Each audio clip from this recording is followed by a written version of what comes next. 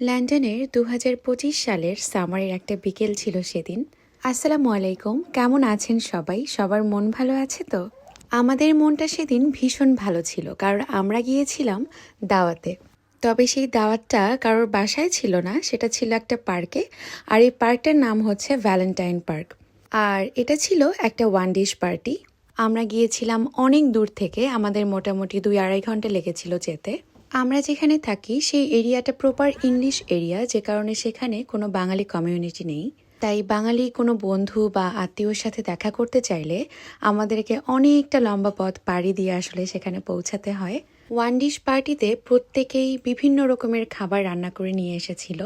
তবে আমি যেহেতু অসুস্থ ছিলাম আর সেদিন আমার ডাক্তারের অ্যাপয়েন্টমেন্ট ছিল, ডাক্তারের ওখান থেকে সরাসরি সেখানে যাবার কারণে আমি কোনো হোমমেড ফুড রান্না করে নিয়ে যেতে পারিনি। অনেক দিন পর চেনা মানুষগুলোর সাথে দেখা হলো। আর বিদেশে বাঙালি কাউকে দেখলেই মনে হয় কত যে আপন, কত যে আপন। আর সেখানে যখন পরিচিত কারোর সাথে দেখা হয় কিংবা কোনো আত্মীয়র সাথে দেখা হয়, তখন মনে হয় বোধহয় আমি বাংলাদেশে নিজের পরিবার, আত্মীয় স্বজনদের সাথেই আছি। তবে বাঙালির সব ধরনের প্রোগ্রামগুলোতে আমরা অ্যাটেন্ড করতে পারি না, কারণ যেহেতু আমরা অনেকটা দূরে থাকি, যে এরিয়াটাতে মূলত বাংলাদেশিরা থাকে সেই এরিয়াটাতে থাকি না, যে কারণে সব সময় আসলে সেই বাঙালি কমিউনিটির মধ্যে যে প্রোগ্রামগুলো হয় বা গেট টুগেদার হয় বা এ ধরনের পার্টিগুলো হয়, সেগুলোতে জয়েন করা সম্ভব হয় না। তবে মাঝে মাঝে আমরা চেষ্টা করি, কারণ বিশেষ করে আমি এটা খুবই পছন্দ করি যে নিজের কমিউনিটির মানুষগুলোর সাথে মিশতে, গল্প করতে আমার খুব বেশি ভালো লাগে। তুমি এভাবে দাঁড়াও, ঠিক আছে? আমরা আসছো। এই একটা বিষয় ছবিগুলো কালার করবে না, কালার ছাড়া দিই, তোমার তো কালার ছাড়াই দিই আমি। এই ছোঁয়া আপু কিন্তু 7 মান্থস, হ্যাঁ তাহলে আসেন আমরা আজকে ওনাকে 707।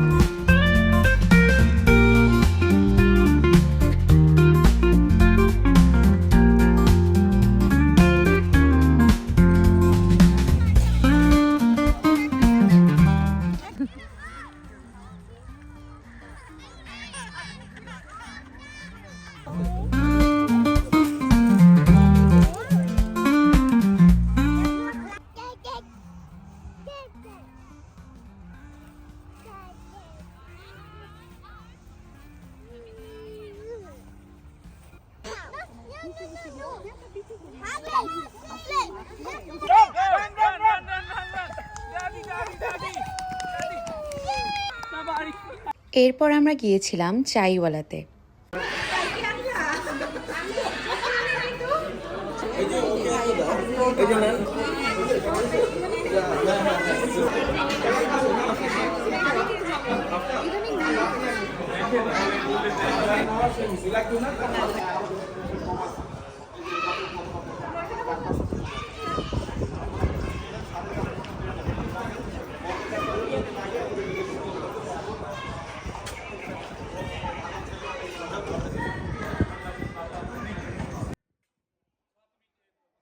সেদিন রিদা তার একটা আন্টির কোলে গিয়েছিল।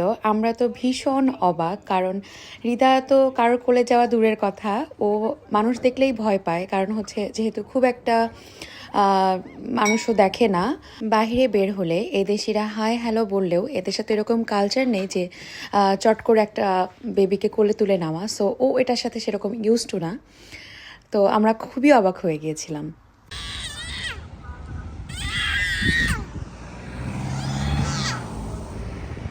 জানি না রিদা কেন চিৎকার করছিল, ওর বোধহয় সবাইকে খুব ভালো লেগেছিল। আর ওখানে যেহেতু অনেক ছোট ছোট বাবুরা ছিল, যাই হোক অনেক রাত হয়ে গিয়েছে, আমরা বাড়ি ফিরে যাচ্ছি যেহেতু আমরা অনেক দূরে থাকি। আর এটা হচ্ছে প্রত্যেকটা বাচ্চাকে দিয়েছে সেখান থেকে। আর এটা হচ্ছে রিদা পেয়েছে এরকম ছোট ছোট গিফটের ব্যাগ, ওখানে থাকা প্রত্যেকটা ছোট ছোট বাচ্চাকে দেওয়া হয়েছে। আর এখানে আছে বিভিন্ন ধরনের মজার মজার সব খাবার। আর এই সবগুলো খাবার একটা আপু আমার জন্য রান্না করে নিয়ে এসেছেন। উনি আগের রাতে জানতে পেরেছেন যে আমি অসুস্থ, আর সারা রাত না ঘুমিয়ে উনি এতগুলো আইটেম রান্না করেছেন, আর সেগুলো আবার আমার জন্য সুন্দর করে সাজিয়ে গুছিয়ে নিয়ে এসেছেন। আমি জানি না কিভাবে কৃতজ্ঞতা প্রকাশ করব, আমার আসলে ভাষা জানা নেই। মানে আমার মনে হচ্ছিল যেন আমার আপন বোন বা আমার ফ্যামিলির কেউ আমার জন্য এরকম করে নিয়ে এসেছে। তো বিদেশে এই ব্যাপারটা আসলে অনেক অনেক বড় কিছু।